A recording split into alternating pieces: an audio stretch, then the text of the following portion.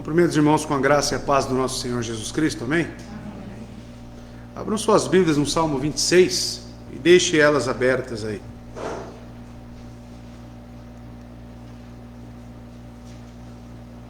Um salmo de Davi, Salmo 26. Será o salmo cantado aqui nesta noite. E claro, precisamos cantar sempre com entendimento, sabendo o que nos remete essas palavras, para que Deus realmente receba o nosso louvor e a nossa adoração. Para isso, irmãos, vamos fazer uma breve oração introdutória para que Deus esteja nos guiando, nos direcionando, que o nosso culto seja sincero ao Senhor, pois Ele te trouxe aqui. Então é um momento de total devoção a Deus, de atenção, de meditação naquilo que estamos fazendo com entendimento. Vamos orar a Ele, pedindo para que Ele nos agracie mais uma vez. Oremos. Senhor nosso Deus, eterno Pai, aqui estamos, reunidos em mais este culto de doutrina. E isso só se torna possível, primeiramente, porque Cristo morreu no madeiro por nós, nos concedendo vida, nos concedendo, Senhor Deus, o Espírito Santo da verdade, que nos dá o entendimento para a vida, para poder render adoração verdadeira ao Senhor. E também, Deus, porque o Senhor, na sua divina providência, aonde abrange todos os ocorridos, todos os fatos nas nossas vidas. E hoje estamos aqui mais uma vez, reunidos como igreja, porque o Senhor nos trouxe aqui. O Senhor cuidou, o Senhor preservou, o Senhor nos deu sentimentos para poder nos reunirmos mais uma vez. E é isso que eu te peço para o seu povo, ó Deus, para cada um de nós, que um culto ao Senhor seja algo totalmente alegre, grato, porque o que o Senhor fez por nós, através do seu pacto redentivo, nada pode se comparar, nada é igual a isso, Deus. E isso, Pai de amor, nos constrange, nos alegra e nos coloca aqui, Deus, mais uma vez, para lhe render culto. Obrigado por isso. O Senhor tem feito infinitamente mais do que pedimos ou do que pensamos. Receba, Pai de amor, o nosso culto. Que ele seja guiado pelo Espírito Santo e também norteado pela tua palavra. É isso que te pedimos neste momento, em nome de Jesus Cristo. Amém. Salmo 26. Davi vai dizer o seguinte: julga-me, ó Senhor, porque eu andei na minha integridade, eu também confiei no Senhor, portanto não escorregarei. Examina-me, ó Senhor, e prova-me, teste meus rins e meu coração, pois a tua benignidade está diante dos meus olhos, e eu andei na tua verdade. Não sentei com pessoas vãs, nem ando com os hipócritas. Odeio a congregação dos malfeitores, e não me sentarei com os perversos. Verso 6. Eu lavarei as minhas mãos na inocência, então eu andarei ao redor do teu altar, ó Senhor, para que eu possa divulgar com voz de ação de graças e contar de todas as tuas maravilhosas obras. Verso 8. Senhor, eu amo a habitação da tua casa e o lugar onde tua honra habita. Não juntes minha alma com os pecadores, nem minha vida com os homens sanguinários, em cujas mãos há dano e a mão direita deles está cheia de subornos.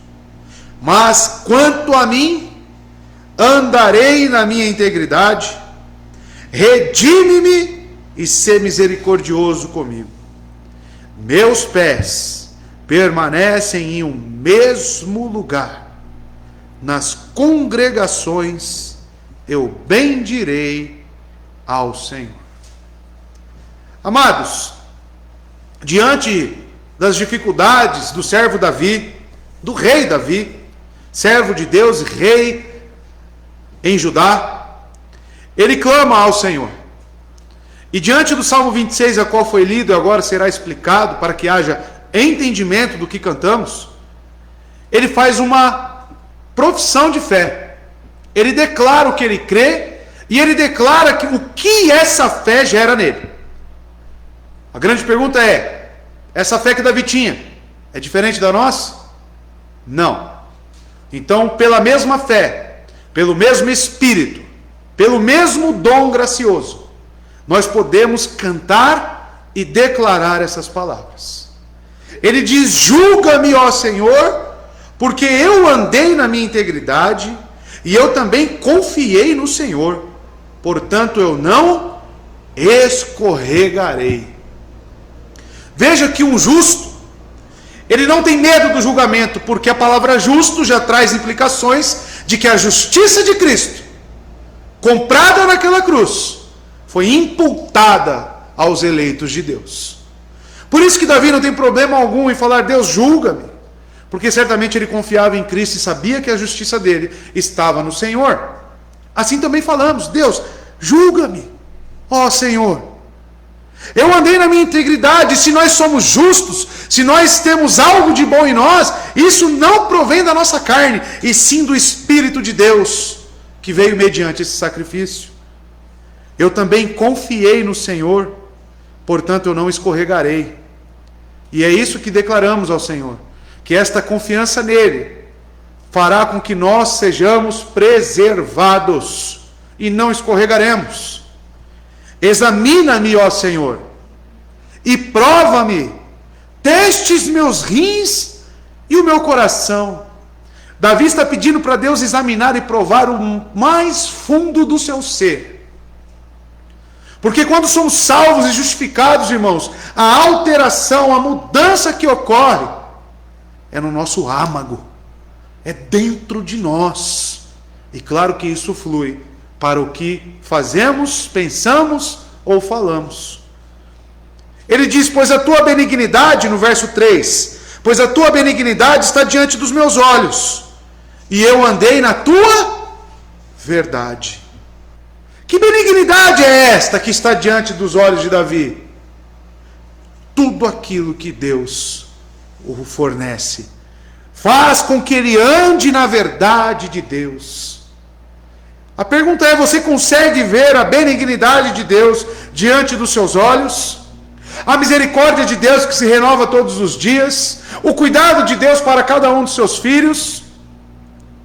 E quando vemos isso, somos altamente constrangidos e andamos na verdade do Senhor. Verso 4: não sentei com pessoas vãs, nem ando com os hipócritas. Porque se ele sentasse e andasse com essas pessoas, certamente o que ele disse nos versos antecedentes seria uma mentira. Que benignidade que é essa que está diante dos olhos de Davi, se ele se sentasse com pessoas vãs, e se ele realmente não tivesse essa consagração ao Senhor? Separação.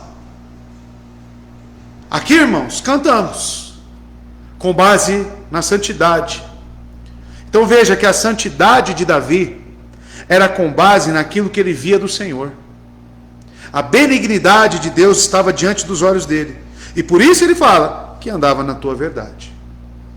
No verso 5: odeio a congregação dos malfeitores, e não me sentarei com os perversos. As mesmas pessoas que perseguiam Davi eram tão judeus e tão religiosos quanto ele. Estavam nas sinagogas, estavam oferecendo sacrifícios a Deus. E como que Davi enxergava diante da santidade de Deus? Não sentarei com pessoas vãs, porque odeio a congregação dos malfeitores. Isso aqui, irmãos, é santidade. E quando eu falo santidade, é consagração. Consagração é separar, ser distinto do mundo. Verso 6: eu lavarei as minhas mãos na inocência, então eu andarei ao redor do teu altar. Só pode dizer isso aqueles que foram realmente justificados por Cristo, aqueles que realmente creem, porque nós não somos inocentes, nós somos culpados diante de Deus. E se existe inocência, é em Cristo. Ele sim era inocente, a quem não foi encontrado nenhum dolo, nada, nenhuma mancha. Então quando cantamos, lavei as minhas mãos na inocência, estamos falando do justo, não de nós. Verso 7. Para que eu possa divulgar com voz de ação de graças, gratidão, e contar de todas as tuas maravilhosas obras. As pessoas que lavam as suas mãos na inocência de Cristo, que são justificados por Ele, eles divulgam com voz de gratidão as boas novas. E quais seriam as maravilhosas obras? A não ser as de Cristo, que nos justifica. Verso 8. Senhor, eu amo a habitação da tua casa e o lugar onde tua honra habita. Um justo, irmão, certamente ele ama a casa de Deus. Certamente ele quer estar onde Deus está. Por isso que Davi pronuncia isso. Então você percebe que do início até o momento é algo característico de um salvo, irmão. Somente uma pessoa salva, que crê verdadeiramente em Jesus Cristo, pode pronunciar essas palavras. Senão seria hipocrisia. Verso 9. Não juntes minha alma com os pecadores, nem minha vida com os homens sanguinários. Davi pede por justiça. Então aqui é cantada a justiça de Deus. Verso 10. Em cujas mãos há dano, e a mão direita deles está cheia de subornos. Davi pede que tire do meio deles. Não junte a minha alma. Aqui ele está falando de juízo final. Aqui ele está falando do julgamento. Assim como em vida, perceba, ele não senta com pessoas vãs, ele odeia a congregação dos malfeitores. O que ele espera na eternidade? Estar junto com esses? Claro que não. Mas veja que a eternidade, ela já reflete agora nas nossas vidas. Não é algo apenas, eu aceitei Jesus e no dia que ele voltar, ou no dia que eu me encontrar com ele, ele vai me separar. Não, a separação, consagração começa agora, desde já. Verso 11, mas quanto a mim, olha o que ele diz, ele fala quanto a mim, enquanto estou vivo, andando, vivendo, olha o que ele diz, andarei na minha integridade. Você pode cantar isso, irmão? Andarei na minha integridade, redime-me e sê misericordioso comigo. Meus pés permanecem no mesmo lugar. Nas congregações eu bendirei ao Senhor. Tem votos aqui, tá? No meio desse salmo. Votos de pessoas salvas. É um salmo que eu não recomendo qualquer um cantar. É um salmo que você deve cantar se realmente você está disposto a viver o que contém nele. Cantar com entendimento é isso. Que possamos então salmodiar com base no Salmo 26. Vamos ficar de pé e vamos juntos cantar salmos, hinos e canções.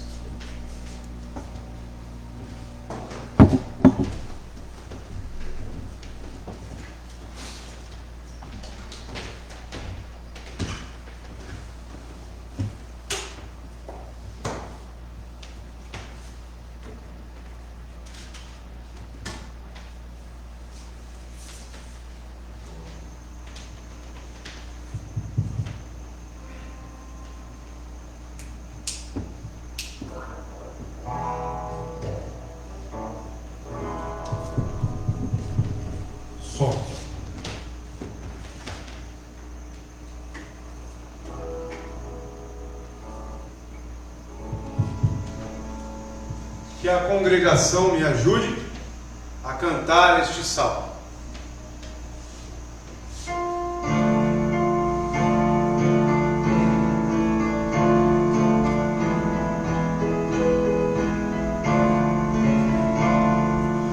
Justiça, paz e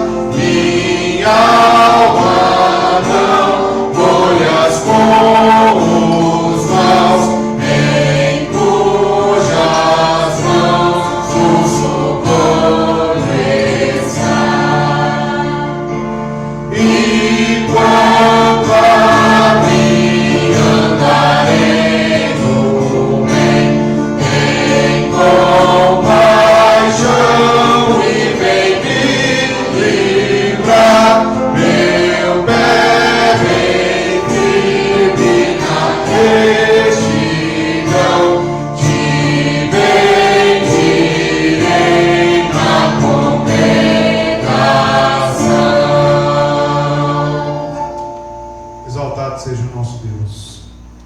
Esse é um louvor, irmãos, onde vamos realmente exaltar. Exaltado seja o nosso Deus. E quando falamos isso, é colocar Ele realmente na prioridade, no ponto mais alto das nossas vidas. Porque certamente é lá onde Ele está, sobre tudo e sobre todos. Cantemos esta canção.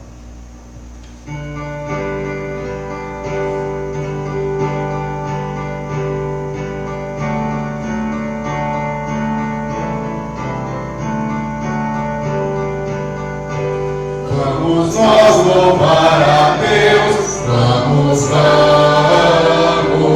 ao Senhor de toda a luz, Santo, Santo, cantem, louvem lá nos céus, nosso Deus e Rei Jesus, exaltado seja Deus, Santo, Santo, exaltado seja nosso Deus e Pai, exaltado, para sempre o exaltai, cantem, louvem lá nos céus, nosso Deus e Rei Jesus, exaltado seja Deus, Santo, Santo, Deus o nosso eterno Pai, Santo, Santo, Deus nos bênçãos por Jesus, rende, ao Senhor glorificai, vós os salvos pela cruz, sim conosco glória dai, vinde,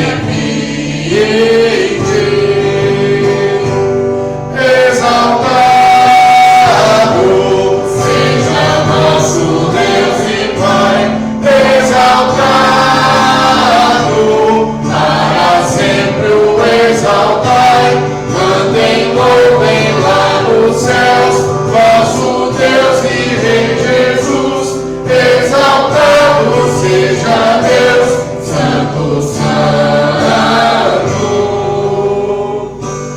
exaltemos nosso Deus, Santo, Santo,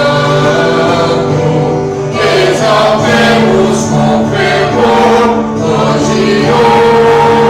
hoje, tributemos todos nós, hinos santos de louvor, se louvor em alta voz, hoje,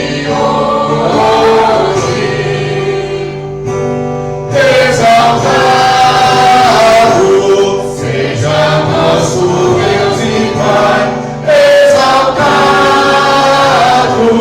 para sempre o exaltai, cantem, louvem lá nos céus, nosso Deus e Rei Jesus, exaltado seja Deus, Santo, Santo,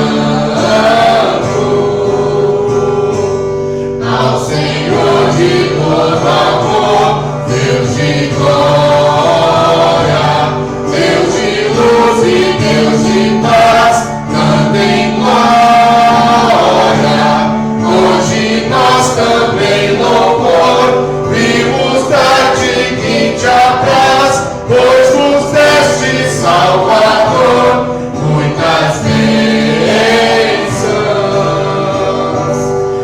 exaltado seja nosso Deus e Pai, exaltado,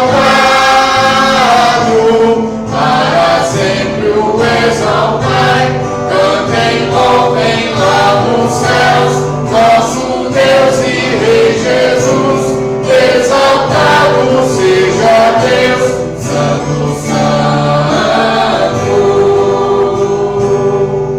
Exaltado seja o nosso Deus. Ele é o Rei das nações. Governa, reina e dirige tudo com a sua poderosa mão. E é isso que diz essa canção. É o Rei das nações. Que possamos declarar isso ao nosso Deus.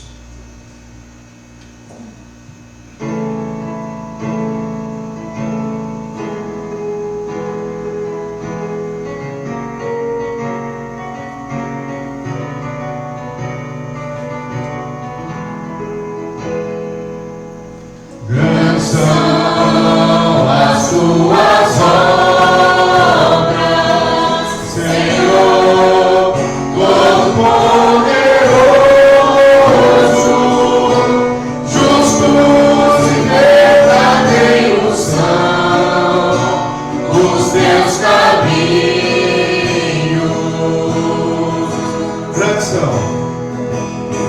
Grandes são as tuas obras, Senhor, Todo-Poderoso, justos e verdadeiros são os teus caminhos.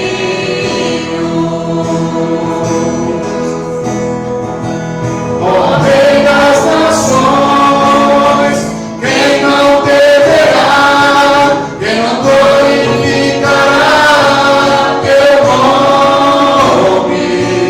Ó Rei das nações, quem não te louvará, pois só teu nome é santo.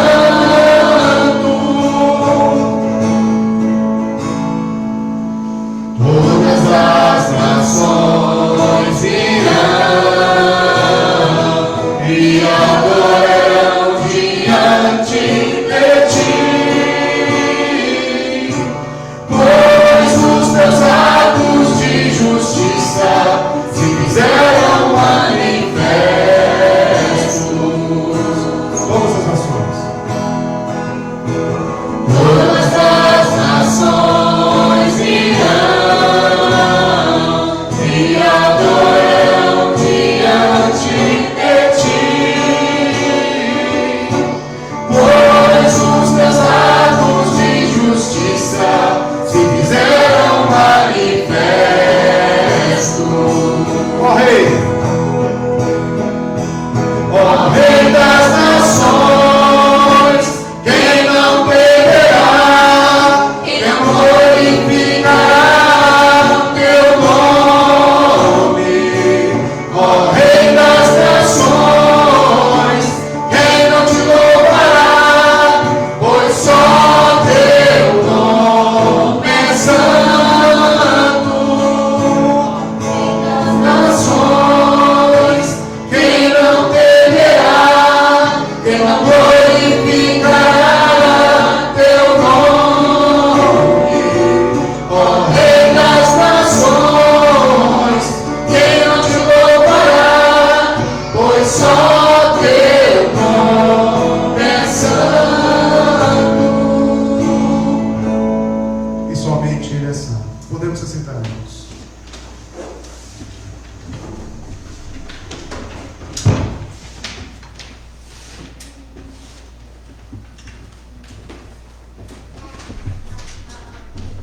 Glórias ao nosso Deus.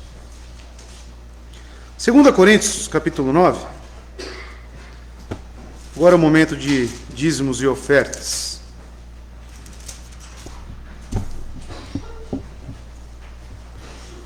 Verso 7 e verso 8.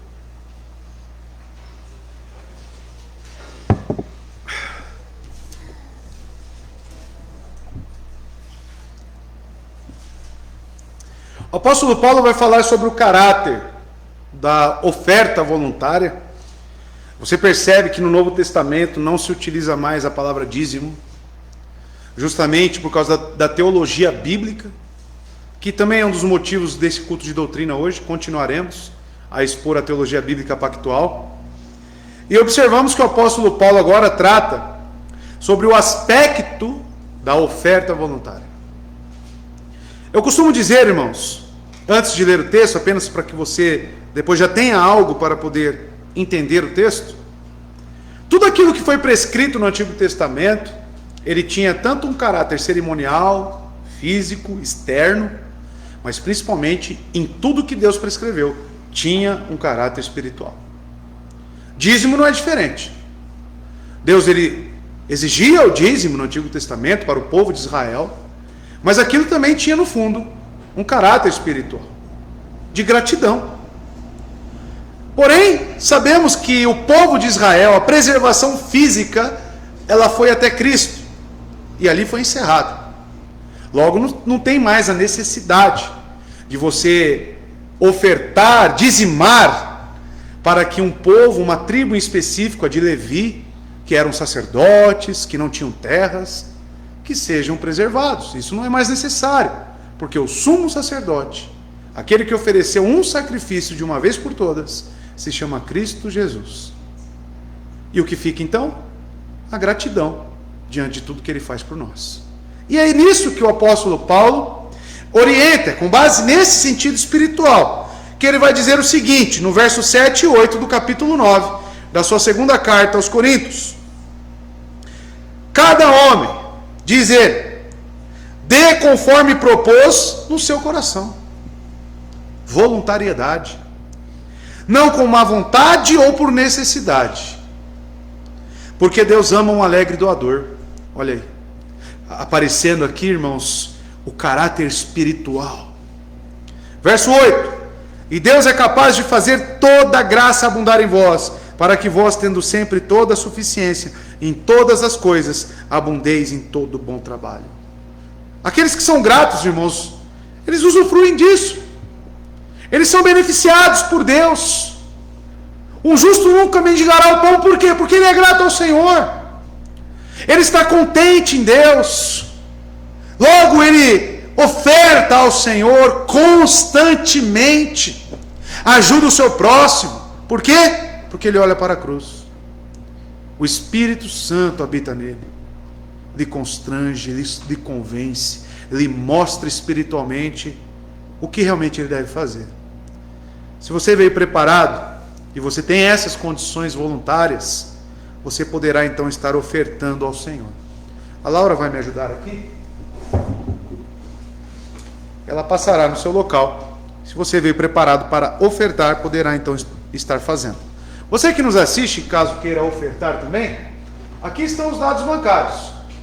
Favorecida a IBR Mogi das Cruzes, CNPJ, que também é a nossa chave Pix, 39799-944, 1000 contra, dígito 06, o banco é o 290, PagSeguro, agência 0001, conta corrente 166-165-36, dígito 5. E você poderá estar ofertando ao Senhor. Que Deus abençoe a cada irmão ofertante. Queria pedir que o nosso irmão Victor estivesse orando ao Senhor, agradecendo pela sua poderosa mão e cuidado, o seu amor, a sua misericórdia, como cantamos, né?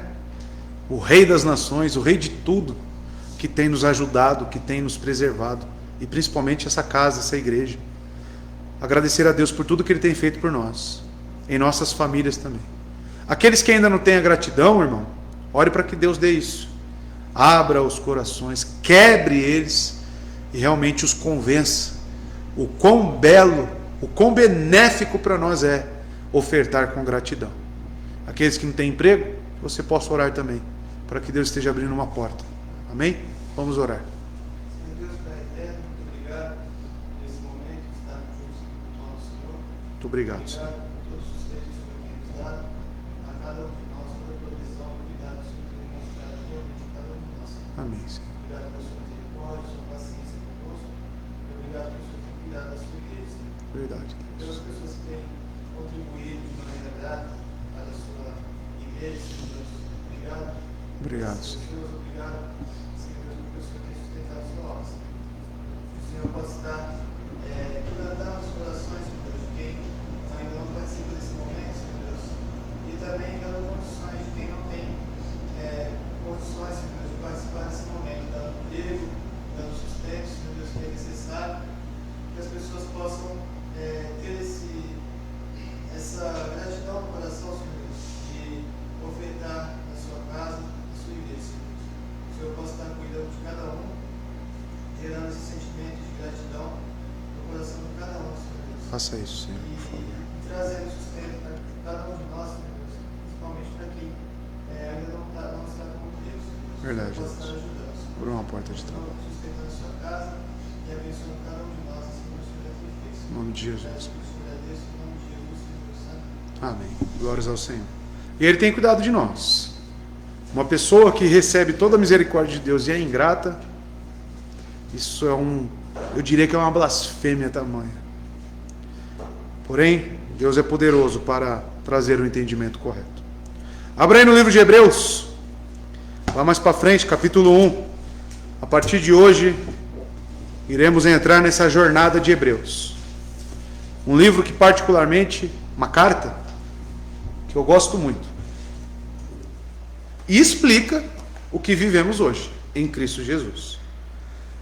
Então, amado, que você se empenhe em estar presentes nos cultos de doutrina, porque é com base nessa carta aos Hebreus que iremos aprender um pouco mais de teologia bíblica pactual. O autor de Hebreus ele vai tratar especificamente sobre isso. Ele vai falar sobre, assim como Paulo falou aos Gálatas, porém, de uma forma um pouco mais curta, né, digamos assim, o autor de Hebreus, do início ao fim, o objetivo dele é justamente falar sobre a administração da nova aliança em Cristo, substancialmente, comparando com o que ocorreu no Antigo Testamento. Então será de um conhecimento enriquecedor para a sua caminhada cristã, que você se empenhe nisso, tá? Nesse culto de doutrina. A primeira leitura que farei na versão King James vai do verso 1 ao verso 4. Amém, irmãos? 4 versos apenas. Diz assim a palavra de Deus. Deus, que várias vezes e de diversas maneiras falou aos pais pelos profetas, falou-nos nestes últimos dias pelo seu Filho, a quem constituiu herdeiro de todas as coisas, por quem fez também os mundos, o qual, sendo o resplendor de sua glória e a imagem expressa de sua pessoa, ou do seu ser, conforme a sua versão, e sustentando todas as coisas pela palavra do seu poder, havendo feito por si mesmo a purificação dos nossos pecados, assentou-se à destra da majestade nas alturas. Verso 4: tendo sido feito tanto melhor do que os anjos, assim obteve por herança um nome mais excelente do que eles. Até aqui. O título da minha mensagem hoje é A Superioridade de Jesus e o seu papel salvífico. Vamos orar? Você busque no Espírito o entendimento dessa breve introdução aqui nesta carta hoje. Que faremos? Hoje é apenas uma introdução, porém que já nos ensina bastante. Vamos orar. Eterno Deus e Pai, estamos aqui diante da sua palavra, das sagradas Escrituras, a qual é apta para nos ensinar, corrigir, santificar e conceder arrependimento e vida espiritual para os impenitentes. Estamos aqui, Deus, falando sobre a salvação em Cristo Jesus, falando, Senhor Deus, do seu tratar com a humanidade. Te louvamos por isso. É uma oportunidade para muitos. Peço ao Senhor que o Espírito Santo nos dê o conhecimento, entendimento e iluminação necessários para compreender aquilo que está diante de nós. Que o Senhor Deus venha a corrigir, a santificar a sua igreja e afirmar cada um de nós aqui nos conhecimentos da sua palavra. Que este pregador fale com fidelidade as Escrituras. Que o Senhor nos dê a atenção, o entendimento, a reverência e o zelo pela sua palavra. Nos conduza, Senhor. É isso que eu te peço em nome de Jesus. Amém. Título: Hebreus. Porém, algumas coisas nessa introdução, antes de entrarmos no texto, que precisamos nos situar. Quem escreveu essa carta? Quem é o autor? Qual que é o objetivo? Toda carta no Novo Testamento, todo livro da Bíblia, você deve saber identificar essas coisas, irmãos. Qual é o objetivo do autor? Para quem que ele está escrevendo? Porque no decorrer da exposição do texto, essas coisas vão aparecendo e você vai linkando os fatos. O título, essa epístola traz um título no grego tradicional. Significa para os hebreus, que foi confirmado pelo menos no século II depois de Cristo. Dentro da própria epístola, no entanto, não há identificação dos destinatários. não vamos encontrar aqui nesta carta destinatários identificados, tá? Sempre irá tratar sobre assuntos, temas.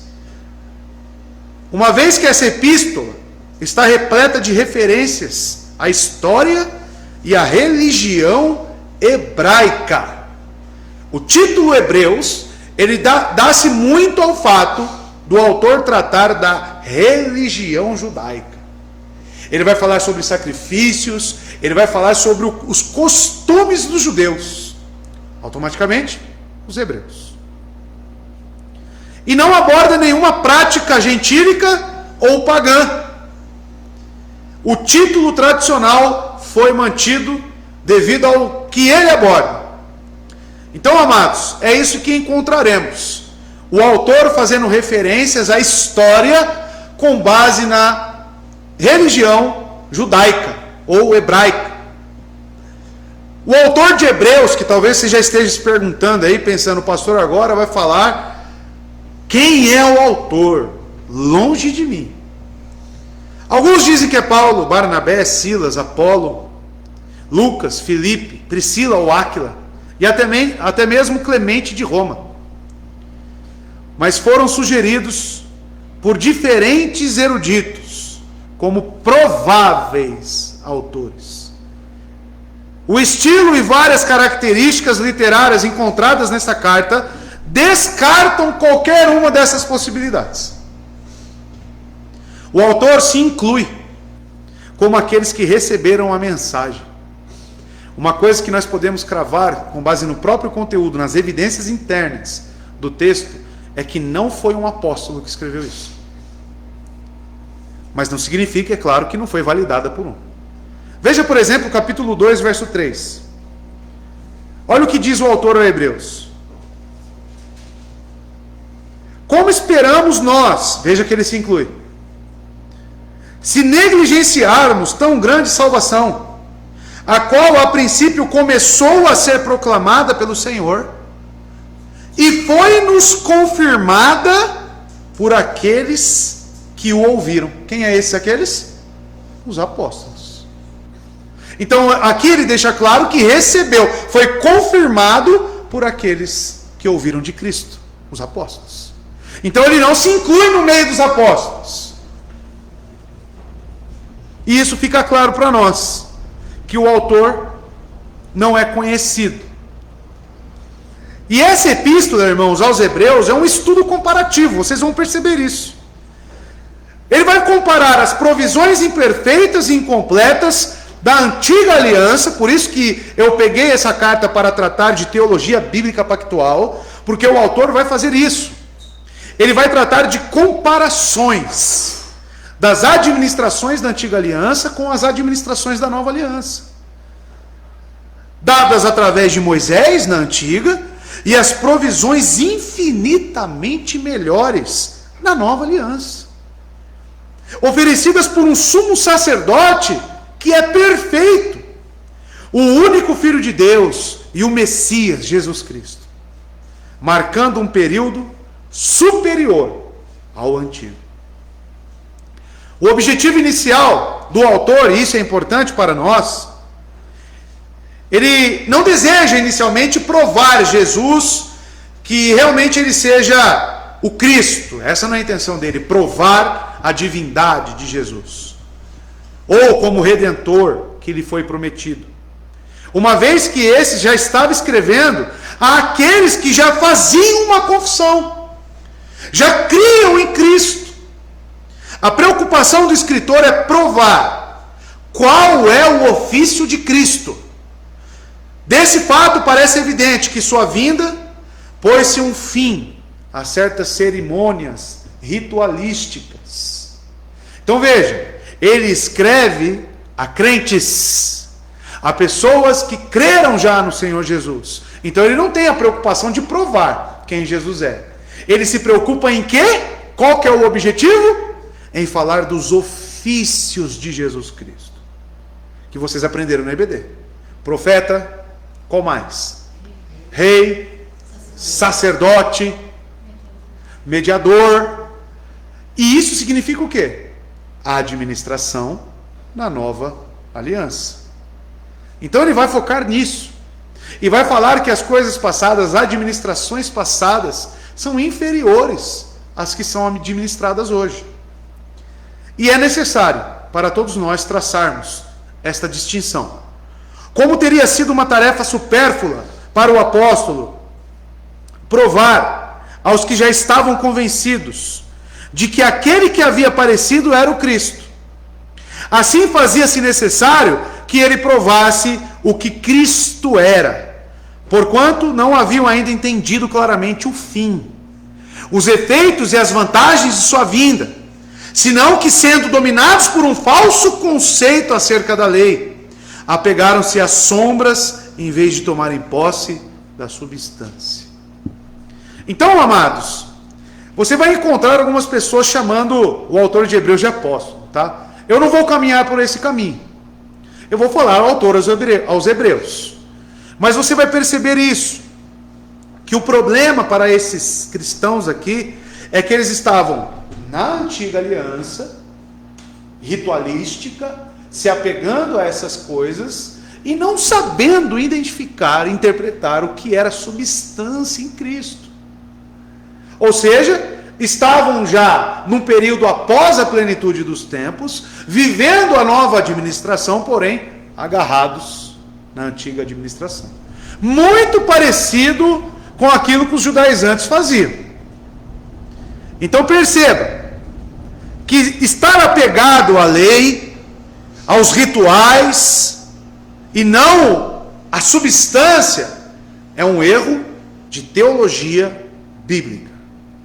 É não entender como Deus desenvolveu a progressão da sua palavra e das suas administrações na linha do tempo. Para isso, para entender melhor, vamos entrar no texto e vamos ver como que o autor aos Hebreus, ele identifica Jesus Cristo, como que ele aborda isso. Veja, por exemplo, o verso 1. Agora, a partir de agora, na versão João Ferreira de Almeida, revista e corrigida. Amém, irmãos? Havendo Deus, antigamente, falado muitas vezes, de muitas maneiras, aos pais pelos profetas, a nós, agora ele se inclui, falou-nos nestes últimos dias pelo Filho. No primeiro verso já percebe que ele estabeleceu um contraste. Antigo, novo. A abertura desta carta ela é um pouco diferente, irmãos. Lembra que eu falei que não pode ser Paulo, nem outros que eu citei aqui, justamente pela forma que ele abriu essa carta.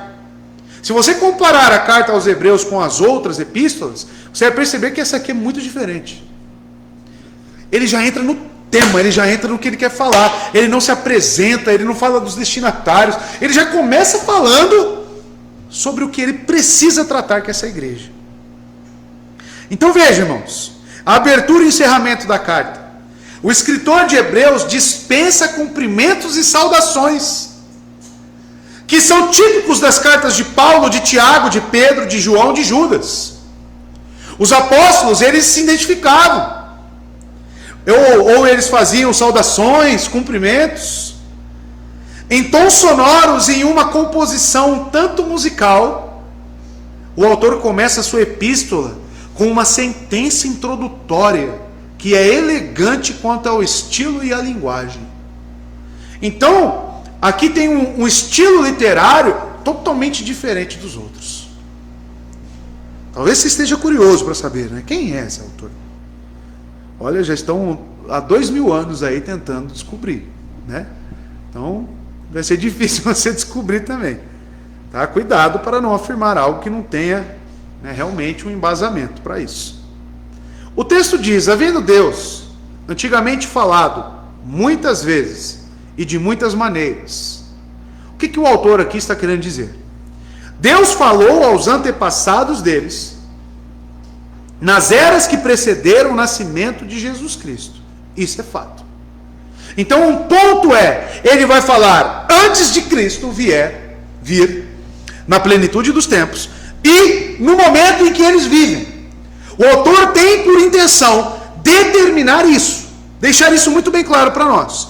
Por isso que ele fala, havendo Deus antigamente falado, muitas vezes e de muitas maneiras. Ou seja, irmãos, ele comunicou a sua revelação, essa que nós temos aqui em mãos, para os antepassados de diversas formas. Através dos profetas, através dos escritos. Mas uma coisa deve ser muito bem destacada, que Deus é o originador da revelação. A palavra, a inspiração provém dele. Ele é a fonte, a base e o sujeito. Porém, ele não se limitou a falar somente por meio dos profetas. Esse primeiro versículo afirma que Deus enviou sua revelação ao seu povo muitas vezes e de muitas maneiras. Nós vemos, por exemplo, eu estava lendo Jeremias, e quando Jeremias apresenta os seus escritos ao rei, eles rasgam. E depois ele fala, escreva de novo. Então você vê também Moisés quebrando as tábuas, depois escreva de novo. Muitas vezes e de diversas maneiras. Tanto para Moisés, revelou para Abraão, revelou para todos os homens de fé, que serão citados aqui nessa carta. De diversas maneiras, aos pais, pelos profetas. Deus usou os profetas nos tempos do Antigo Testamento para tornar a sua palavra conhecida ao povo, por meio dos profetas de Moisés a Malaquias.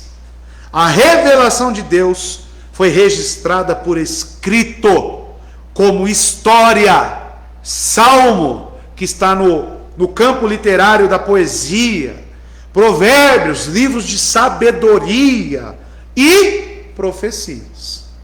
Então, as diversas maneiras, não somente proféticas, está dentro disso. Como que Deus revelou a sua palavra a nós? Através de livros que falavam sobre história, poéticos, que são salmos, também por livros de sabedoria, de aconselhamentos. Salomão escreveu provérbios, Eclesiastes, por exemplo. Essas foram as formas que Deus escolheu para nos revelar a sua vontade. Os profetas são todos aqueles santos, irmãos, chamados por Deus e cheios com seu Espírito para falar a palavra como uma revelação progressiva que declara a vinda de Cristo. O que isso já nos ensina? Vamos ler primeiramente 1 Pedro, capítulo 1, verso 10 a 12. Veja só o que diz Pedro.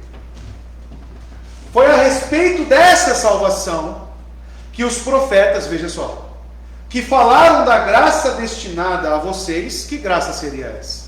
Destinada. Plenitude dos tempos, encarnação de Cristo, forma humilhada. Investigaram e examinaram, procurando saber o tempo e as circunstâncias para os quais apontava o Espírito de Cristo que neles estava. Quando predisse a vocês os sofrimentos de Cristo e as glórias que se seguiriam àqueles sofrimentos.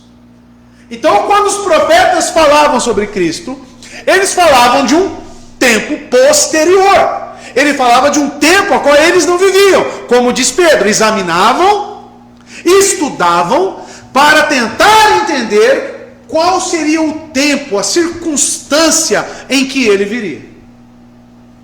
Isso aqui já nos dá alguns caminhos na teologia bíblica pactual. Você deve. Quantos aqui estão lendo o Antigo Testamento neste momento?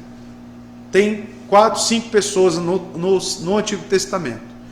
Como que você deve interpretar o Antigo Testamento? Você deve olhar para o Antigo Testamento à luz do Novo. Por quê, pastor? Porque o Novo é o cumprimento do Antigo.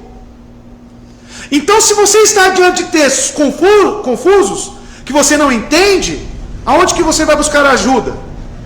Com aquela regra do sola escritura, onde Bíblia se interpreta com Bíblia, você vai lá no Novo.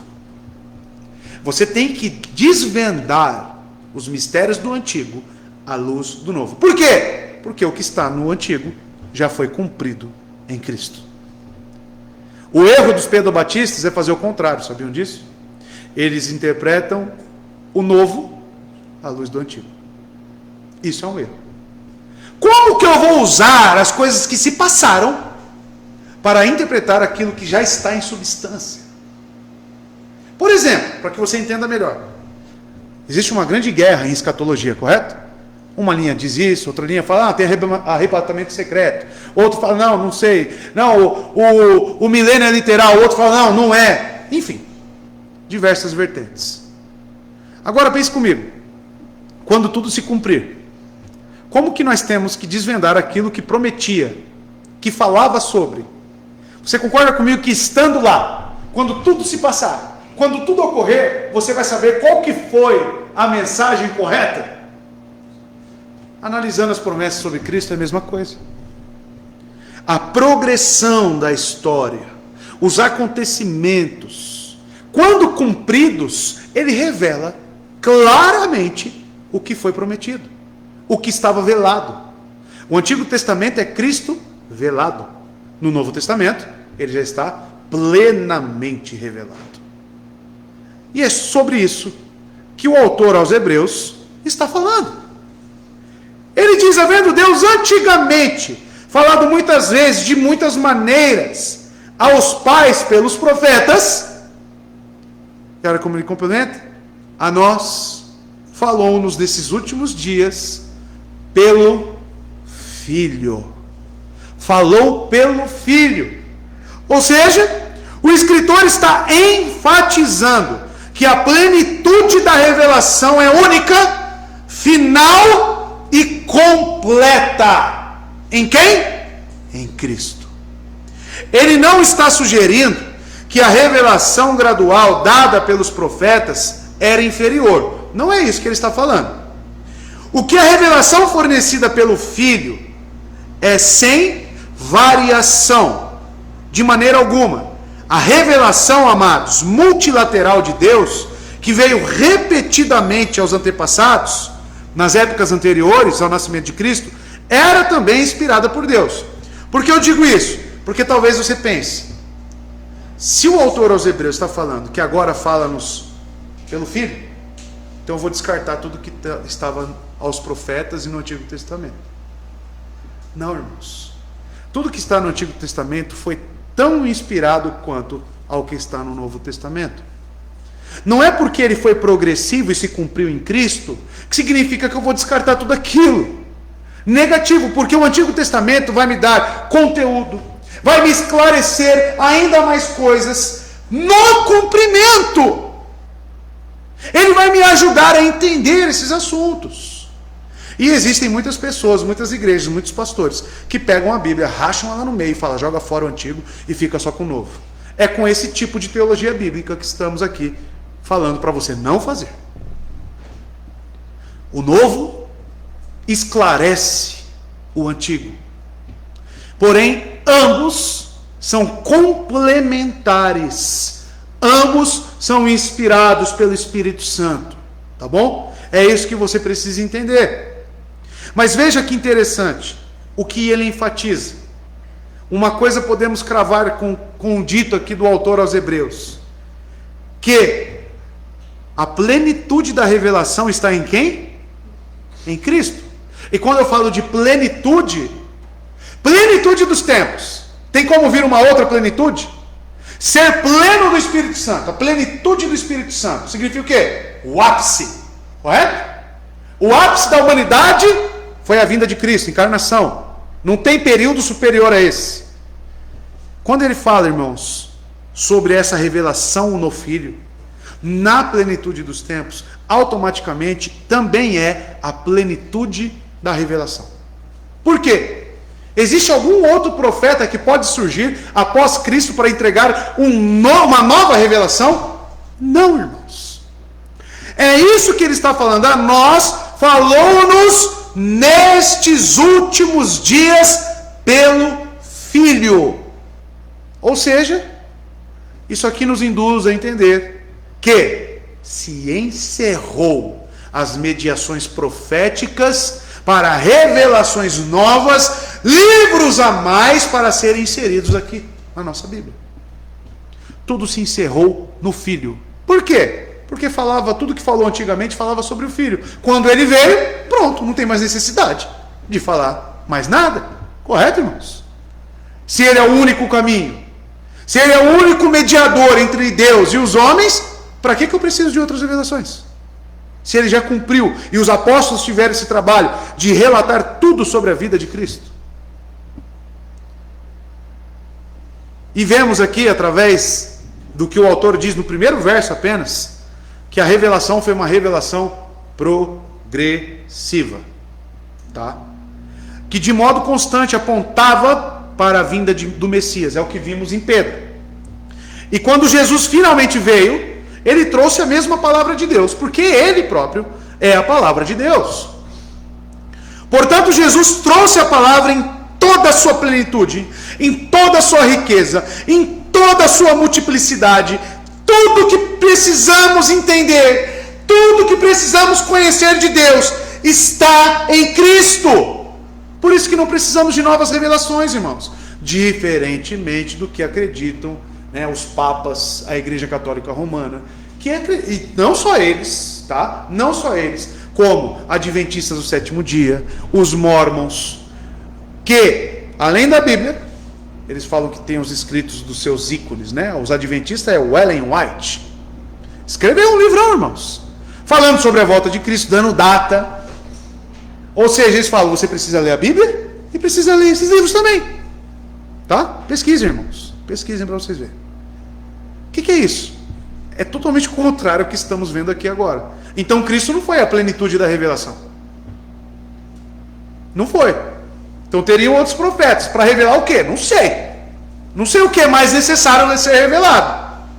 O que tem aqui para nós, que foi na plenitude da revelação em Cristo, já é o suficiente para a nossa vida.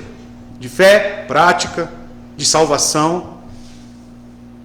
Então, amados, quando olhamos para uma revelação progressiva e se cumprindo em Cristo, ele trouxe essa palavra para fins salvíficos e conclusivos. Portanto, Jesus trouxe essa palavra em toda a sua plenitude, riqueza e multiplicidade. Ele era a revelação final. O teólogo vai dizer, a história da revelação divina é uma história de desenvolvimento até Cristo, mas não há desenvolvimento depois dele. Você precisa pegar sua Bíblia agora aí e grifar. Falou-nos nesses últimos dias pelo Filho. Ponto. Encerrou, irmão. Uma revelação sem conflito. Como eu disse, lei não se opõe à graça, como muitos pensam. Lei complementa, é o caminho para a graça, tá? É o que Paulo disse em Gálatas, lembra? É o nosso tutor, pedagogo, ele nos encaminha. Verso 2. Continuando o que ele disse, ele nos falou nesses últimos dias pelo Filho, ainda falando sobre o Filho, ele diz, a quem constituiu o herdeiro de tudo, por quem fez também o mundo. Amados, aqui ele passa agora a fazer uma apresentação de Jesus Cristo, tá? E quando eu apresento alguém, eu tenho que falar das suas características. Quando eu vou apresentar, por exemplo, a Fabiane, eu tenho que falar, ó, a Fabiane, ela mora lá em Biritiba Sul, ela é esposa do Rafael, ela toca violão. Eu preciso falar de quem ela é, das suas características, dos seus ofícios. Para quê? Para que haja um entendimento completo. O autor de Hebreus vai fazer isso. Olha o que ele diz, a quem constituiu o herdeiro. Ele fala, então, ó, Cristo, esse que eu estou falando, o Filho, que foi a plenitude da revelação, que veio na plenitude dos tempos, ele é herdeiro de tudo. Ele também é aquele que fez o mundo, Criador. Primeira coisa, constituiu o herdeiro de tudo. Isso é característico de alguém que está com Deus desde o início de tudo, que participou da criação, que é tão divino quanto Deus. Um escravo, ele se torna herdeiro do seu senhor? Não. Só se torna herdeiro quem é filho, quem é participante, o filho unigênito do Pai. Então por isso que Cristo é herdeiro de tudo. Ele era o único meio de quem Deus criou o universo. Veja, por exemplo, o capítulo 11, tão conhecido de Hebreus, verso 3, onde ele reitera isso. Capítulo 11 de Hebreus, verso 3, vai dizer o seguinte: através da fé entendemos que os mundos foram moldados pela palavra de Deus. Quem é o Logos? Cristo. De modo que as coisas que são vistas não foram feitas das coisas que aparecem. Sempre o autor de Hebreus vai estar colocando Cristo. A sua mensagem é cristocêntrica. Ele não pode fugir dos ofícios de Jesus. Então, amados, quando ele diz herdeiro de tudo, ele já está trazendo toda essa bagagem, todo esse cunho de criador, de divindade em Cristo. E além disso, amados, o Filho foi nomeado para possuir e ter domínio sobre tudo que originalmente, como uma ferramenta, como participante para a criação, como João capítulo 1, verso 3, assim ele é o herdeiro. O autor ainda diz, por quem fez também o mundo. Veja, então como ser herdeiro está relacionado a ser criador. O escritor de Hebreus imediatamente esclarece o termo todas as coisas, ao dizer que Deus fez o universo por meio do seu Filho. A frase, obviamente, refere-se à narrativa da criação nos primeiros capítulos de Gênesis. Está vendo teologia bíblica? A construção. Se você for lá, abra aí no Evangelho de João rapidinho, volta um pouco aí. João capítulo 1.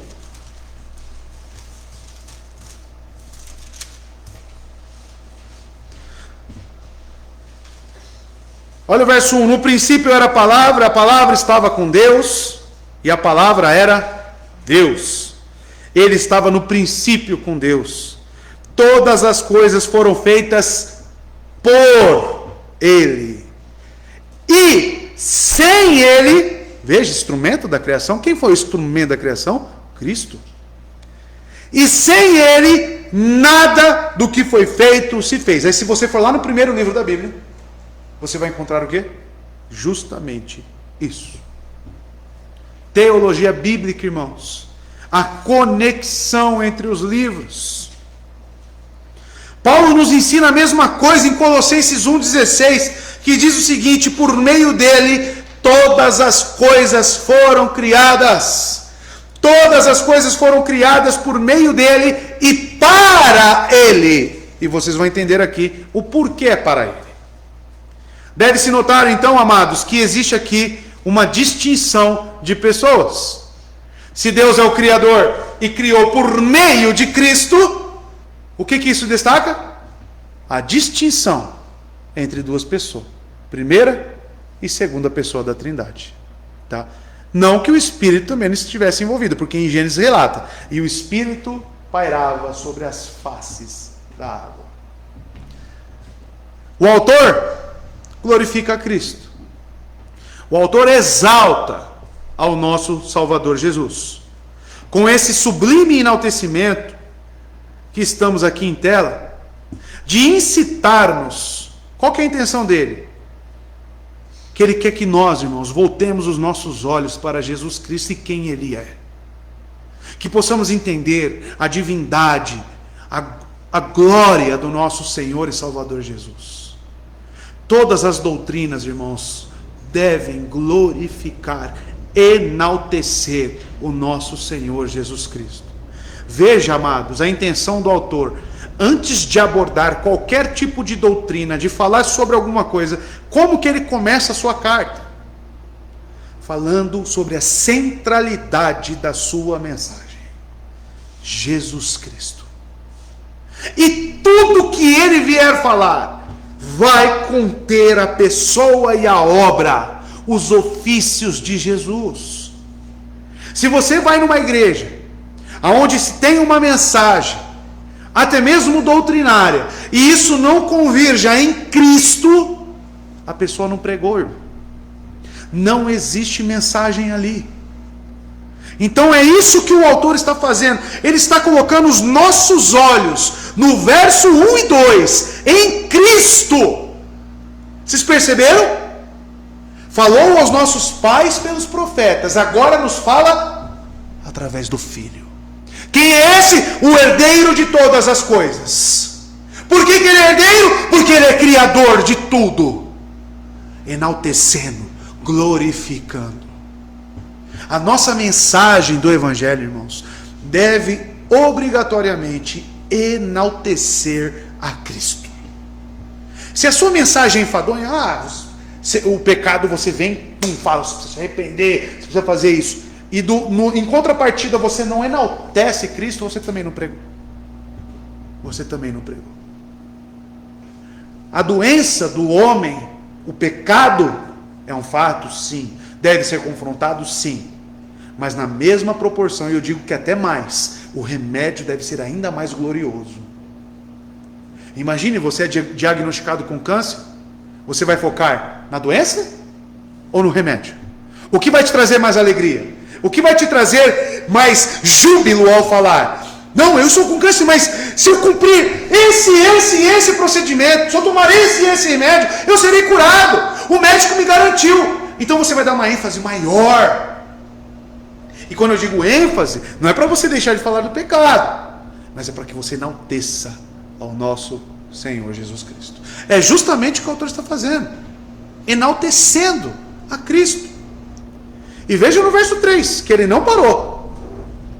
O qual, sendo o resplendor da glória, de sua glória, e a expressa imagem da sua pessoa, e sustentando todas as coisas pela palavra do seu poder, havendo feito por si mesmo a purificação dos nossos pecados, assentou-se à destra da majestade nas alturas. Vamos por partes, que esse 3 aqui é longo. O autor diz, na continuação do enaltecimento de Cristo, ele diz, o qual, sendo o resplendor de sua glória. O que isso significa? A palavra resplendor, amados, deve ser preferível em uma tradução como aquilo que reflete, ou reflexo. O que eu quero dizer com isso? O que o autor está querendo nos passar com a palavra resplendor de sua glória? Ele está querendo dizer que Cristo é aquele que reflete para nós Deus em todos os seus detalhes. É o resplendor da sua glória. A lua, por si só, ela não gera energia, correto, irmãos? Ela é um satélite. Ela não gera luz. O que é? Então como é que nós vemos ela? Como é que a noite ela ilumina? Ela irradia a luz do sol. É isso que acontece. O que Cristo é para nós? O que significa o resplendor? O que o autor está querendo dizer aqui, que Jesus, o resplendor de Jesus, é derivado do Pai. Embora Ele mesmo seja luz, porque em substância eles são os mesmos, é Deus. O Filho faz com que o resplendor do Pai seja manifesto. O resplendor do Filho, portanto, é uma extensão da glória de Deus. E quando Cristo viveu entre nós, Ele era Deus conosco. Emanuel. Isso significa o que? Deus conosco. Que a luz, que a glória de Deus, que tudo que Ele é, estaria próximo de nós. Essa luz brilharia em nós, muito próximo. É um ato de condescendência, tabernacular conosco. É isso que o autor está dizendo. É isso que o próprio Cristo diz em João, capítulo 8, verso 12, olha só. Quando ele diz, eu sou a luz do mundo, é isso que o autor está querendo dizer. Ele é o resplendor da glória de Deus. E Deus é glorificado de que forma? Através de seus atributos. Quem ele é? Santo, justo, majestoso, sublime, misericordioso. Todos os atributos de Deus estão em quem? Em Cristo. Por isso que ele é o resplendor da glória do Pai e também a luz do mundo. Porém, essa luz veio ao mundo e os homens rejeitaram. Amaram mais as trevas do que a própria luz. Entende por que as pessoas são indesculpáveis? Porque essa luz brilhou no nosso meio e ainda brilha. Ela é revelada para nós. Estamos diante dela, que foi preservada para que pudéssemos contemplá-la hoje. Ele ainda diz, não é só o resplendor da glória do Pai. É a expressão, a imagem, a expressa imagem, segundo a minha versão aqui, na João Ferreira de Almeida, de sua pessoa. Talvez a sua esteja ser, né? A palavra expressa, a imagem expressa, no grego é uma só. Você não vai encontrar duas palavras, né? Expressa imagem ou imagem expressa. Você vai encontrar um termo só, que é character, que vem e significa instrumento de esculpir, gravar. O Filho é a perfeita representação do ser de Deus. Isto é, o próprio Deus imprimiu em seu Filho esta estampa divina de seu ser. Refere-se a uma reprodução precisa do original. O Filho, então, é completamente igual em seu ser ao Pai. Todavia, ainda que uma impressão seja igual à matriz que fez a impressão, ambos existem separadamente. O original, né? Não que Jesus seja uma cópia, mas apenas para ilustrar. O Filho, que traz a mesma marca da natureza de Deus, não é o Pai. É isso que eu quero dizer. São pessoas distintas. Mas ele procede do Pai e tem uma existência separada.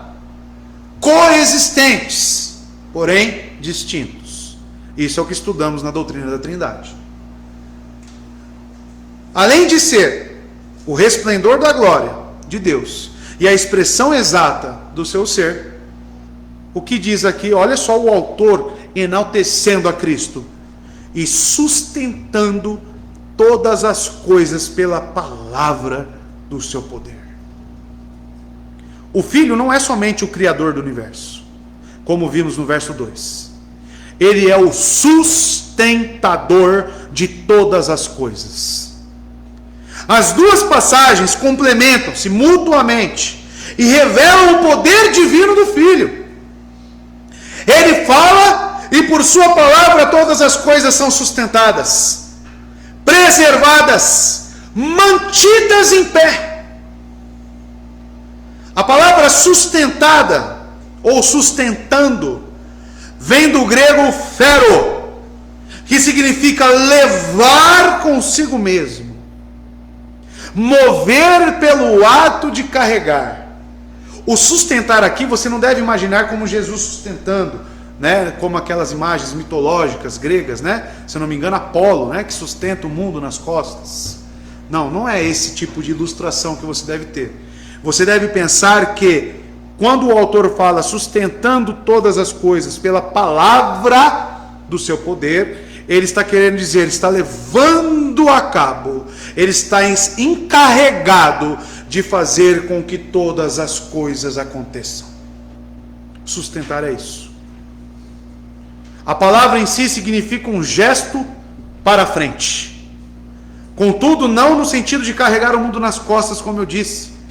O Filho carrega todas as coisas para que levá-las a um fim designado. Ele faz isso mediante uma simples expressão vocal. Aquele que então que iniciou a boa obra e é fiel e justo para terminá-la, quem é? Pelo poder da sua palavra. Quem? Jesus Cristo. É Ele quem sustenta, quem conclui, quem está fazendo progressivamente essa obra em nós de santificação. Concluindo, veja só, que o fim dos tempos culminará nele. Tudo se iniciou com Ele como Criador. A plenitude do tempo foi nele e se encerrará também nele. E quem está fazendo tudo isso? Tudo se cumprir? Ele próprio. Você já logo pensa então que o meu existir, o meu estar aqui, toda a minha vida é sustentada por Cristo. E quando eu penso nisso, eu olho para tudo que está à minha volta e as coisas como estão sendo conduzidas.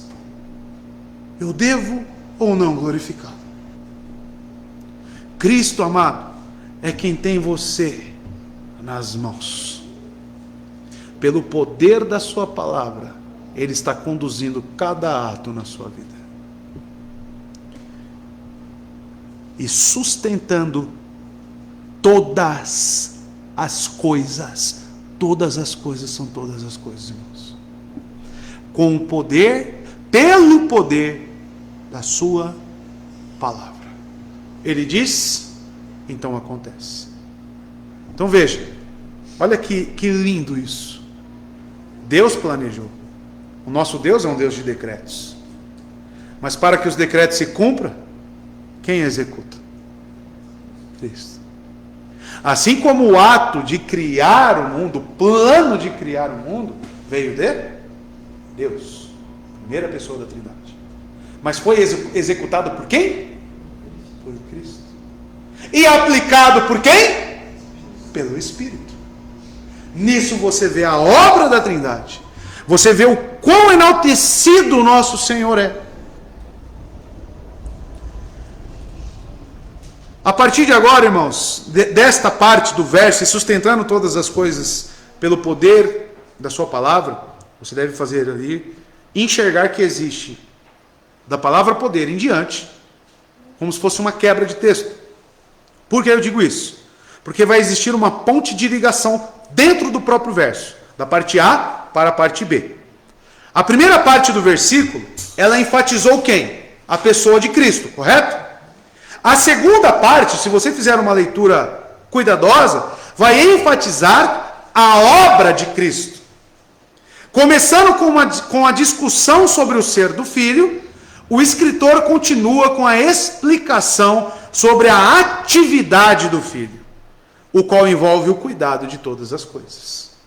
Veja, por exemplo, agora a parte B. Havendo feito por si mesmo a purificação dos nossos pecados. Isso aqui não se trata mais da pessoa de Cristo. Agora se trata da sua obra. Essa é a segunda seção da doutrina. Toda a discussão se acha expressa dentro desses dois tópicos. Que Cristo, a quem é dada a suprema autoridade, deve ser ouvido antes de todos os demais. E assim, como por meio de sua morte, nos reconciliou com o Pai, e ele pôs fim aos antigos sacrifícios. Eis a razão porque essa primeira sentença, que se encontra na forma de uma proposição geral, contém duas partes. Ou seja, irmãos, para que eu fale da obra, eu preciso entender a pessoa. Se você não entende quem é a pessoa, você não vai dar valor para os feitos e ofícios.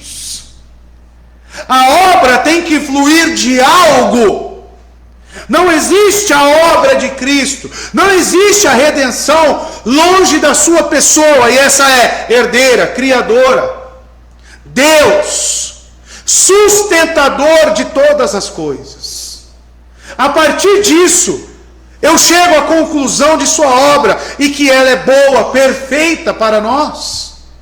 É isso que o autor está fazendo, irmãos. Veja então que o autor tem a preocupação agora de apresentar a sua obra e colocar um fim nas observações ritualísticas do Antigo Testamento. Ele vai falar sobre sombras e ele também vai falar sobre a substância. Ele realizou sua obra mediadora ao completar e entregar sua vida terrena como um sacrifício na cruz. Vamos orar, irmãos, mais uma vez? Vamos orar. Eterno Deus, nosso Pai, eu quero te pedir nesse momento que possamos dar o devido valor para a sua palavra, Senhor. Que o Senhor nos ajude a ter a máxima reverência, o máximo, Senhor Deus, de atenção naquilo que estamos fazendo aqui. Não estamos falando sobre qualquer um. Não estamos falando, Deus, sobre míseros pecadores humanos. Estamos falando, Senhor Deus, do Criador, sustentador de tudo. Aquele que salva e aquele que também é o juiz. Que todas as coisas existem e subexistem nele e para ele.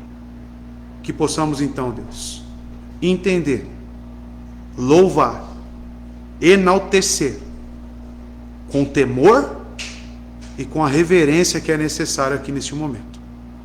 Nos ajude, Senhor Deus, a ter condições espirituais para entender e dar o devido valor a isso. É isso que eu te peço nesse momento. Em nome de Jesus. Amém.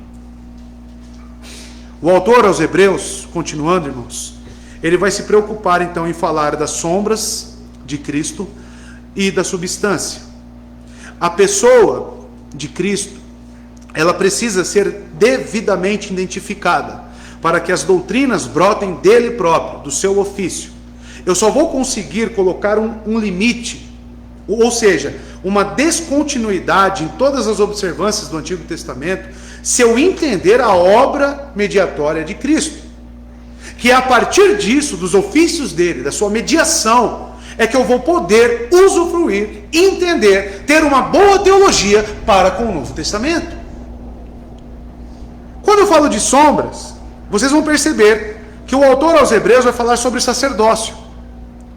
Ele realizou sua obra mediadora, Cristo, ao completar e entregar a sua vida como um sacrifício na cruz para a remoção dos pecados. Não foi isso que ele escreveu aqui? O autor, havendo feito por si mesmo a purificação dos nossos pecados. Ele está falando sobre o quê? Sobre o ofício do sacerdócio de Cristo, que ofereceu um sacrifício de uma vez por todas. Amados, o sacrifício na cruz foi perfeito, removeu os pecados de uma vez por todas. E a obra sumo sacerdotal de Cristo é resumida em uma frase: feito por si mesmo. De acordo com a lei mosaica, o sumo sacerdote tinha que fazer uma expiação para limpar o povo. Então veja, precisava de alguém, né, e o sumo sacerdote oferecia. Então ele era esse mediador, Cristo. O que tange ao sacrifício, ele tanto é o mediador, quanto ele é o próprio sacrifício. Nisso nós começamos a observar que a sombra, que era todo esse sistema dos sacerdotes, ele era imperfeito. Por quê? Porque ele também era pecador. Ele precisava oferecer o sacrifício para o povo e também para si próprio, imperfeito. Mas isso era uma sombra do que viria. Em substância, Cristo foi perfeito. O sumo sacerdócio araônico era pecador, como eu disse aos irmãos, precisava desse sacrifício para si próprio. Cristo, já não.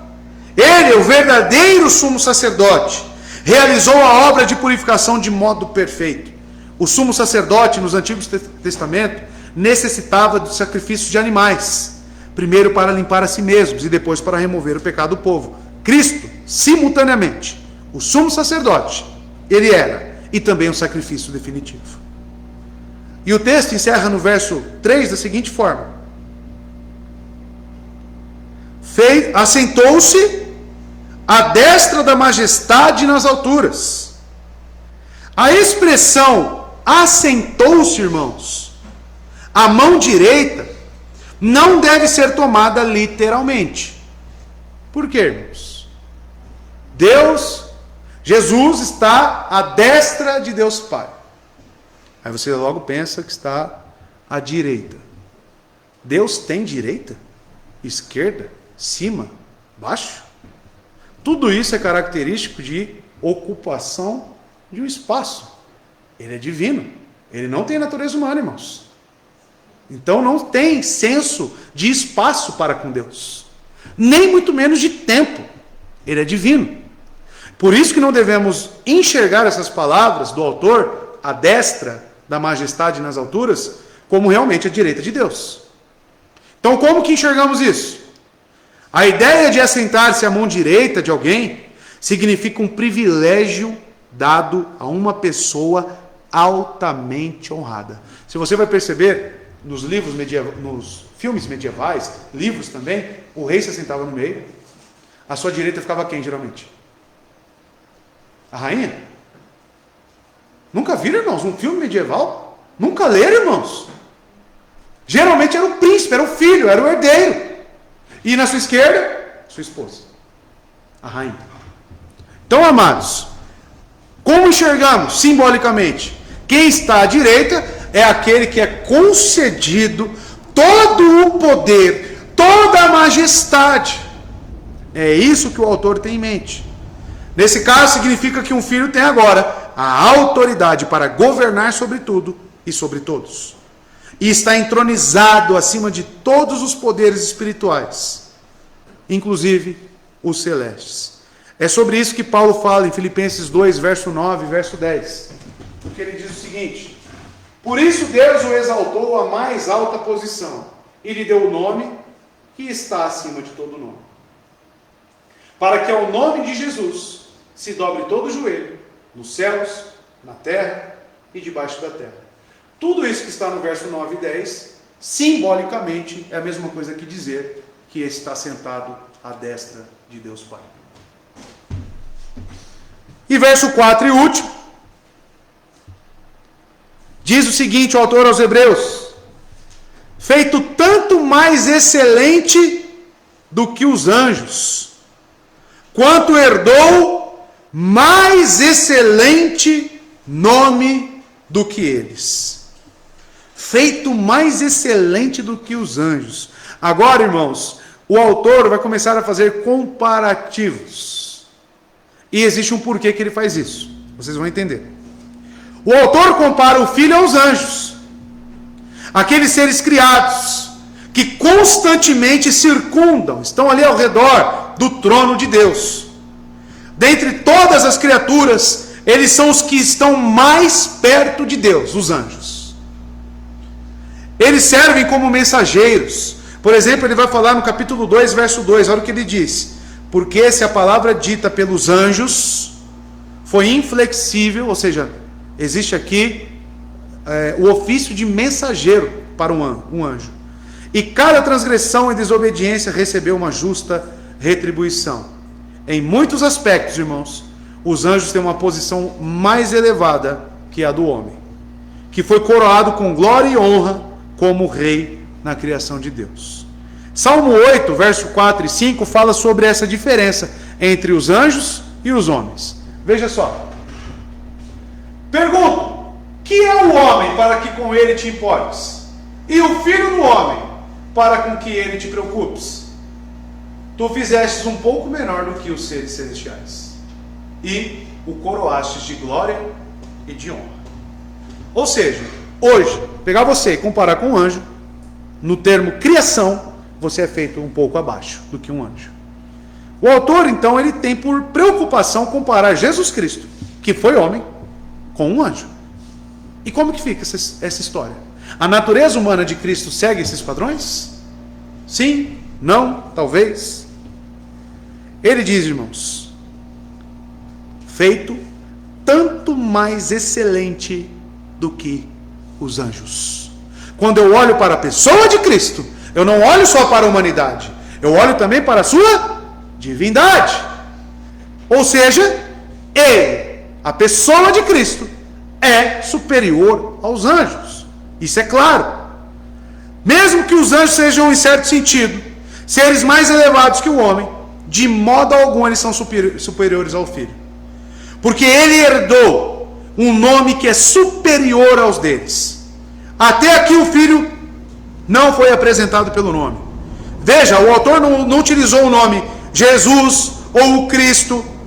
O nome do Filho não se refere a um nome pessoal específico, mas a sua designação como Filho. Ele é conhecido como o Filho de Deus, o Filho único, unigênito. Ele também é Senhor e Salvador. Então, pelas características de Cristo, por quem Ele é, certamente Ele é superior a todos os seres criados. Quanto herdou mais excelente nome do que eles. O nome do Filho foi dado por herança, porque o Pai o nomeou o seu herdeiro. Vimos isso no verso 2. Os anjos foram criados para serem servos, e não são nomeados como herdeiros. Eles servem, inclusive nos servem. Enviam mensagem, nos protegem. Eles ministram para aqueles que herdarão a salvação. Os anjos continuam sendo seres criados, em contraste com o Criador deles. Por que, irmão, você deve estar se pensando que o autor deseja comparar Cristo com os anjos? Talvez para você seja desnecessário, mas tem sim aqui um cunho teológico para com os judeus. Os judeus e os anjos, irmãos, após promover a Cristo acima de Moisés, acima de todos os demais, havia uma tradição comum entre os judeus que precisava ser desmistificada. Os judeus encaravam, irmãos, que os anjos foram aqueles que transportaram a lei. Eles ouviam as menções honrosas que se diziam sobre os anjos por toda a Escritura. E assim como o mundo é fantasticamente inclinado a render-se à superstição, obscureceram a glória de Deus mediante uma exagerada exaltação dos anjos. Se você estudar a cultura judaica, você vai encontrar judeus que adoravam anjos. Por quê? Porque eles enxergam os anjos tendo um cargo, tendo uma posição sublime, próxima de Deus. Por isso que o autor que fala aqui, com base nessa cultura cerimonialística judaica, aos hebreus, ele precisa tocar nesse assunto.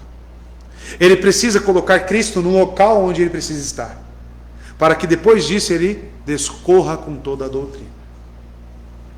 Tudo isso, amados, para nos mostrar que o poder absoluto está sobre Cristo. Paulo, em Efésios, capítulo 1, verso 20 e 21, fala sobre esse poder absoluto. Esse poder ele exerceu em Cristo, ressuscitando-o dos mortos e fazendo-o assentar-se à sua direita. Olha lá, de novo, hein? Assentar-se à sua direita. Nas regiões celestiais, muito acima de todo governo, e autoridade, poder e domínio, e de todo nome que se possa mencionar, não apenas nesta era, mas também na que há de vir. Cristo está infinitamente acima de tudo, e o Pai concedeu isso a ele. Eu penso, amados, às vezes, no plano redentivo, mesmo as pessoas não reconhecendo, ignorando a Jesus Cristo, a mensagem da salvação, o plano redentivo, irmãos, já está decretado, já foi concluído por Cristo, a plenitude dos tempos já veio, o pacto da graça já foi substancialmente inaugurado. O que resta? Hoje, se olharmos para a humanidade, se olharmos para nós que vivemos um período após a plenitude dos tempos, nós temos que pensar, Deus está apenas exercendo a sua misericórdia, a sua paciência. Não existe mais obra a ser feita. Não existe mais nada, porque Cristo consumou e já fez o que deveria fazer. A nossa função é agora estarmos vigilantes e anunciando a mensagem da salvação. Essa é a nossa preocupação. Cristo já reina. Cristo está reinando. Não só nesta era, mas na que há de vir. Não é isso que está escrito? Cadê? Pode deixar, quando eu falo do texto, pode deixar. Não só nessa era, mas também na que há de vir. Então isso, irmãos, significa para nós que não devemos realmente olhar para o que foi passado, para as administrações. Ter uma teologia bíblica saudável é justamente entender o que está acontecendo neste exato momento. O que a Bíblia me informa sobre os dias de 2021? Aonde que eu vivo? E como Deus está regendo, conduzindo todas as coisas. E conforme o autor aos Hebreus, Jesus Cristo está sustentando todas as coisas pelo poder da sua palavra. Até que chegue o fim de todas as coisas. Amados, a teologia bíblica então vai nos ensinar a descansar em Cristo, a ter uma confiança plena nele. A intenção do autor aqui, tanto para esses que estão recebendo, quanto para nós hoje, é olhar para Cristo da forma correta, quem realmente ele é. E a partir disso, ele vai começar a discorrer. Veja, sacrifícios, não mais temos um sumo sacerdote. Não é mais necessário, irmãos, olharmos para as coisas passadas, e sim para o que já está consumado. Que toda honra e glória seja dada ao Filho, a Jesus Cristo. No entanto, eles devem ser mantidos dentro da sua própria categoria e fim, de não estorvarem a glória de Cristo. O próprio argumento consiste em que o nome de Cristo é muitíssimo superior ao deles, aos dos anjos e a de qualquer criatura, visto ser ele chamado o Filho de Deus. Tanto porque os hebreus, na época em que eles receberam esses escritos dos apóstolos, muitos aqui, irmãos, participaram também, ou tiveram seus pais participando da crucificação de Cristo. Então o fato de ver Cristo como homem gerava um bloqueio na mente dessas pessoas, de encarar ele nessa majestade que foi listada por Hebreus. Então quando nós vemos Paulo aos Gálatas, aos romanos também, aos coríntios também, ainda presos em cerimônias do Antigo Testamento, administrações, isso tem um porquê. Porque eles não estavam tendo a verdadeira concepção de quem Cristo é. Por quê? Muito porque viram ele na sua forma humana. Então, amados, a parte humana de Cristo não diminui a sua divindade. E nem a divindade diminui a sua humanidade. Pelo contrário, as duas estão juntas na mesma pessoa. E por isso que ele é o nosso mediador. E por isso que ele tem um nome acima de todo nome. Porque foi da vontade do Pai ter ele como nosso mediador. E ele se entregou e cumpriu tudo isso voluntariamente, para que nós hoje pudéssemos estar aqui, louvando, adorando a ele e sendo gratos ao nosso Salvador. Que Deus te abençoe, amado. Que possamos nos empenhar. Essa foi apenas a introdução. Ele vai continuar comparando Jesus Cristo na continuação aqui com os anjos. E colocando, Jesus Cristo na sua infinita, soberana majestade. Amém? Fique de pé, vamos orar juntos e agradecer ao Senhor por mais uma vez estarmos aqui.